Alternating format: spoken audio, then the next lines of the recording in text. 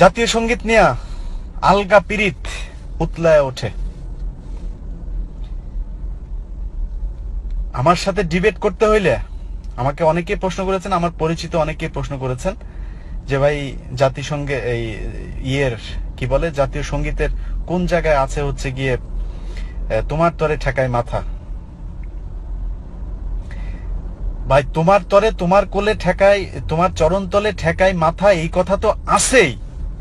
এর চাইতে জঘন্য কথা আছে এই জাতীয় সঙ্গীতের মধ্যে।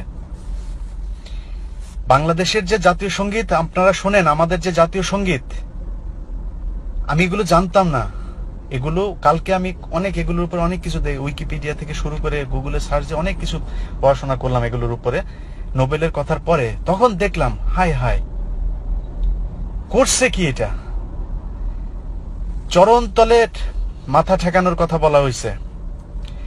পুরো জাতীয় সঙ্গীতের কাটছাট করে যে কয়টা লাইন এখানে আনা হয়েছে সেটা মূল লেখা না। মূল লেখা হচ্ছে 25 লাইনের একটি গান বা কবিতা হচ্ছে এই জাতীয় সঙ্গীত, যেটা সুর আবার রবীন্দ্রসঙ্গীতের রবীন্দ্রনাথ এই চোরের বেটা চুরি করছে। গগন হরকরা নামে একজন ব্যক্তি, যিনি কিনা হচ্ছে আপনার এই লোকজ সঙ্গীতের একজন শিল্পী ছিলেন, গবেষক ছিলেন, তার সুর চুরি করে তারপরে আমাদেরকে এখানে দিচ্ছেন। আপনি সেই জাতীয় সঙ্গীতের পুরো লাইন পুরোটা যদি পড়েন, মাথায় আগুন জ্বলে যাবে। অত্যন্ত সুপরিকল্পিতভাবে বাংলাদেশের মুসলমানদেরকে এখানে শিরক বিদাত এসব করানো হচ্ছে। কিন্তু সেই ইতিহাস এখন আর কেউ পড়ে না। 1971-এর পর বদলে যায় সবকিছু। চরম মুসলিম বিদ্বেষী রবীন্দ্রনাথ এখন আমাদের প্রাণের কবি। দুর্গাকে উদ্দেশ্য করে যার লেখা কবিতাটাই এখন আমাদের জাতীয় সঙ্গীত। হিন্দুদের মা দুর্গাকে নিয়ে লেখা যে কীর্তনকে আমরা জাতীয় সঙ্গীত হিসাবে গেয়ে থাকি, সেটার মূল গান 25 লাইনের। 1905 সালে লেখা একটি গানকে হাস্যকরভাবে 1971 সালে স্বাধীন হওয়া একটি দেশের জাতীয় সঙ্গীতে স্বীকৃতি দেওয়া হয়। উইকিপিডিয়ার তথ্য অনুযায়ী যে গানের সুর আবার চুরি করা হয়েছিল গগন হরকরা নামের এক লোকসঙ্গীতের শিল্পীর গাওয়া গান থেকে।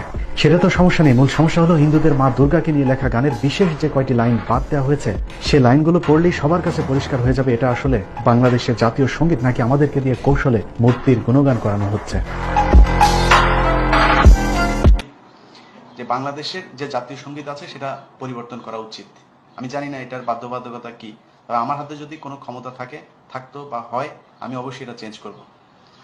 কারণ যিনি বাংলাদেশের নাগরিক না, পৃথিবীর ইতিহাসে এমন একটি দেশ আছে যিনি বাংলাদেশের যেই দেশের নাগরিক না, কিন্তু তিনি হচ্ছে গিয়ে আপনার ওই দেশের জাতীয় সঙ্গীত বানিয়েছেন।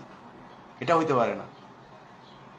আরেকটা বিষয়, এই জাতীয় সঙ্গীতের মধ্যে বলা হচ্ছে যে তোমার তরে ঠেকায় মাথা, মুসলমান মাথা এক জায়গায় ঠেকায়।